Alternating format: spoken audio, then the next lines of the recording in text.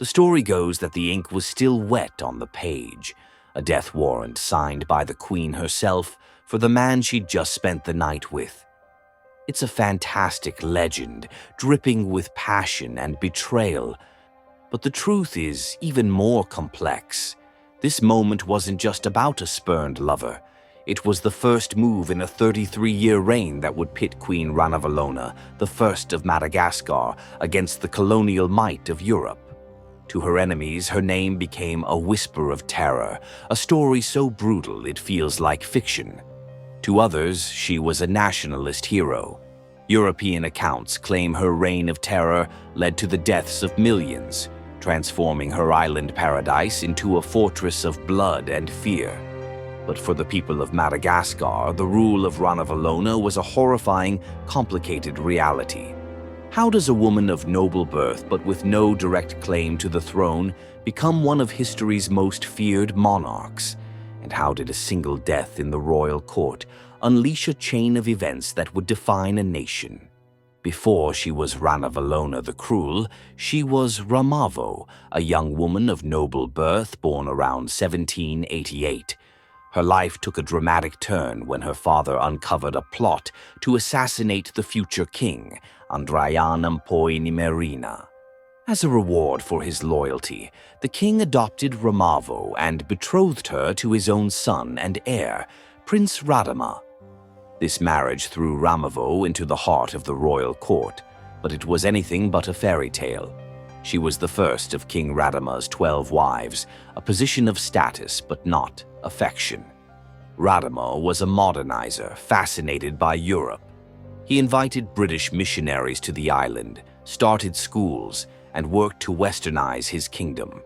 He even signed treaties with Great Britain to end the slave trade in exchange for military and financial aid.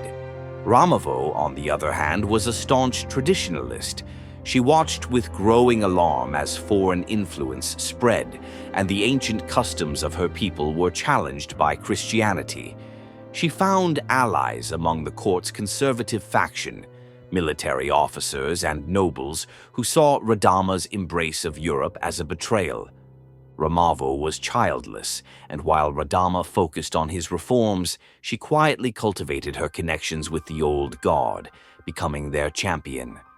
The stage was being set for a monumental clash. Then, in 1828, King Radama I died suddenly at just 36. The official cause was his hard-partying lifestyle, but rumors of poison swirled around the palace, with many eyes turning to his traditionalist wife. According to custom, the throne was supposed to pass to Radama's nephew, Rakotobe, a young man educated by British missionaries who believed in his uncle's progressive vision. For the conservatives and for Ramavo, this was unacceptable. They knew their power would be extinguished. Ramavo also knew that Malagasy law stated any child she bore could be heir to the throne, even one born after Radama's death. This made her a direct threat to Rakotobe. She had a choice: become a victim of the succession crisis or master it. She chose mastery. With the backing of powerful army officers, Ramavo made her move before Radama's body was even cold. They secured the palace, surrounding it with loyal soldiers. She then declared it was Radama's dying wish for her to succeed him, a lie backed by an army. She took the royal name Ranavalona, meaning folded or kept aside. Her coronation on June 12, 1829, was a symbol of the two worlds she walked. She appeared in a magnificent European-style gown, but was also secretly anointed with the blood of a freshly sacrificed bull, binding her to ancestral traditions. Her first acts as queen were swift and merciless. According to some accounts, the designated heir, Rakotobe, was speared to death. His mother starved, and their supporters systematically executed in a brutal purge. In her coronation speech, she laid out her vision with chilling clarity. "Never say, she is only a feeble and ignorant woman. How can she rule such a vast empire? I will rule here. I will worship no gods but those of my ancestors. The ocean shall be the boundary of my realm, and I will not cede the thickness of a hair of my kingdom." The years of darkness, known in Madagascar as the Tani Maizena, had begun. In the early days of her reign, Ranavalona leaned heavily on a young, charismatic army officer named Andrea Mihaja. He was her first minister, closest advisor, and her lover. Some even suggest he was the likely father of her son and heir, Prince Rakoto. Andrea Mihaja was a progressive, a holdover from her late husband's court, who had supported some of Radama's pro-European policies. But in Ranavalona's court, power was a game of elimination, and intimacy was a weakness. The same conservative faction that helped her seize the throne now saw her lover as an obstacle. They were jealous of his influence and his modernizing ideals. They whispered in her ear, planting seeds of paranoia and framing Andrea Mihaja as a traitor using witchcraft to control her. History offers a few chilling versions of what happened next. One account suggests that conservative ministers, waiting for a moment of weakness, presented the queen with trumped-up charges of treason and witchcraft. Manipulated and paranoid, she signed his death warrant. He was captured and executed immediately, the man who shared her bed just hours before, condemned by his lover. A second, more widely cited version claims Andrea Mihaja was accused and forced to undergo the traditional trial by ordeal, the tangena. This was a cornerstone of Malagasy justice, where the accused ingested a poison from the native tangena tree. They were fed 3 pieces of chicken skin followed by the poison. If they vomited up all 3 pieces, they were innocent. If they died or failed, their guilt was proven. Faced with this horrifying ordeal, Andrea Mihaja is said to have made a final choice. Rather than submit to the poison, he chose a swifter death and was executed by a spear. Regardless of the exact circumstances, the outcome was the same. Andrea Mihaja was dead. The progressive faction was shattered, clearing the path for the hardline conservatives to gain complete control over the queen. Soon after, Ranavalona married the leader of this faction, Field Marshal Ranivalona. The death of her lover was the critical turning point. It was the moment Ranavalona fully embraced the brutal, isolationist ideology that would define her reign. With the conservatives firmly in control, Ranavalona began to systematically dismantle her late husband's legacy. Her goal was absolute self-sufficiency, or autarky, and the total eradication of foreign influence. One of her first acts was to cancel the treaty her husband had signed with the British. She refused their payments, seeing them as a leash, and expelled their diplomatic agent. Trade with the outside world slowed to a trickle. Madagascar was to become a fortress, and Ranavalona was its warden. Her attention then turned to Christianity, which she saw as a direct threat to her divine authority. The Christian message of a higher king named Jesus was, to her, treason. After several warnings, she outlawed the practice of Christianity for any Malagasy citizen in 1835, making it a crime punishable by death. She told the remaining missionaries their technical skills were welcome, but their God was not. Most fled, leaving their converts to face the queen's wrath. What followed was a brutal persecution. Malagasy Christians were hunted down. The first martyr, a woman named Rasalama, was speared to death in 1836, her body left to be eaten by wild dogs. This was just the beginning. Christians were enslaved, boiled alive, burned at the stake, or thrown from the cliffs of the capital city, Antananarivo. The year 1849 was particularly horrific, with nearly 2,000 Christians punished and 18 publicly executed in gruesome ways. To achieve self-reliance, Ranavalona institutionalized a system of forced, unpaid labor known as fanompona. Citizens were conscripted to build her palaces, serve in her army, or work on massive public projects. People were taken from their farms for months or years. With no pay and grueling conditions, countless thousands died from starvation, disease, and exhaustion. She was building a nation that could stand on its own, but it was a nation built on a foundation of corpses. To maintain her grip, Queen Ranavalona relied on a system of terror, fueled by legendary paranoia and an extensive network of spies. Her most fearsome tool was the widespread use of the tangena ordeal. While it existed before her, Ranavalona turned it into an instrument of mass political purging. The process was a gruesome spectacle. The accused was forced to swallow 3 small pieces of chicken skin, followed by a poison from the nut of the Cerbera manghas tree. The poison contained cardiac glycosides that could stop a heart in minutes. If the accused vomited up all 3 pieces of skin, they were declared innocent. If they died or failed to regurgitate the skins, their guilt was sealed. Belief in the ordeal was so strong that many innocent people willingly submitted to it to prove their loyalty. The death toll was staggering. Missionary estimates from the time, which modern historians consider potentially exaggerated, claimed the ordeal was responsible for the deaths of up to 20% of the Central Highlands population in some periods, with tens of thousands dying in some years alone. Those who died were dishonored, forbidden from being buried in family tombs. But the tangena was just one weapon. Executions were common and sadistically creative.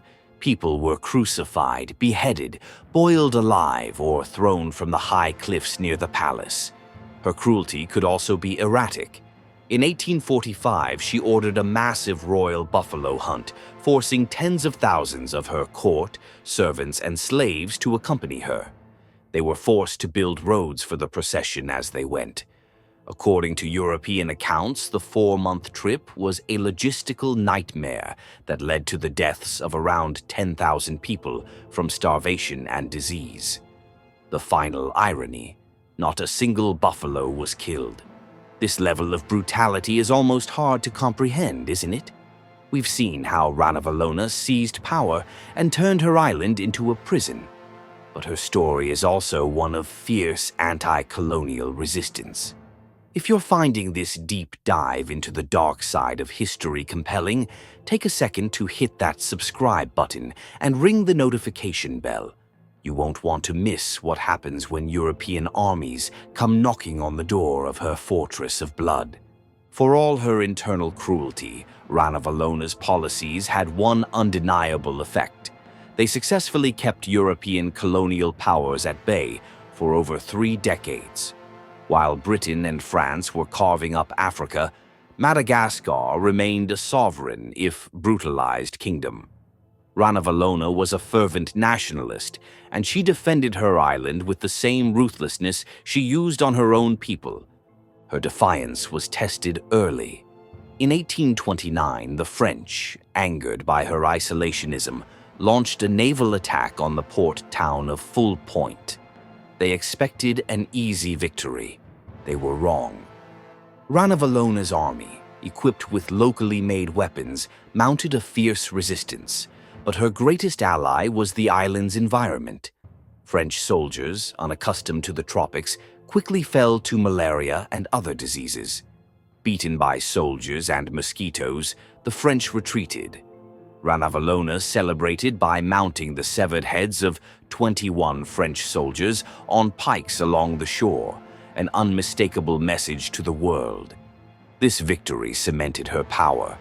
In 1845, she escalated her anti-European stance, declaring that all foreigners on the island were now subject to Malagasy law, including being sentenced to forced labor. When they refused, she ordered them to leave. This prompted a joint British and French response, but again, Ranavalona's forces held firm. The European powers, distracted elsewhere, decided conquering Madagascar wasn't worth the cost. But her paranoia never waned. A French adventurer named Joseph-François Lambert managed to befriend the court and, more importantly, Ranavalona's own son, Prince Rakoto. Rakoto was his mother's opposite. He secretly practiced Christianity and was horrified by the bloodshed. Together, they hatched a plot in 1857 to overthrow the queen, but her spy network was too good. She uncovered the conspiracy and, in a rare show of mercy, likely for her son, expelled the Europeans involved.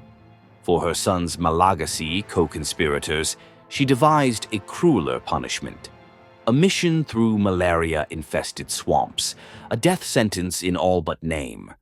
Both Rakoto and Lambert survived, but Ranavalona remained untouchable on her throne. Queen Ranavalona I died in her sleep on August 16, 1861, at around 83 years old. She had ruled for 33 years, outlasting her enemies through sheer force of will. The mourning period lasted 9 months, and 12,000 cattle were slaughtered for the people. Her body was placed in a coffin made from melted silver coins. Even her funeral was marked by violence.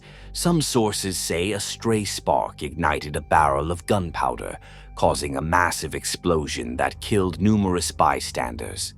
Her son, Prince Rakoto, ascended the throne as King Radama II. He immediately reversed his mother's policies, reopening the country, guaranteeing religious freedom, and abolishing the tangena ordeal. But the change was too much, too soon. The conservative elite who had prospered under Ranavalona saw their power vanish.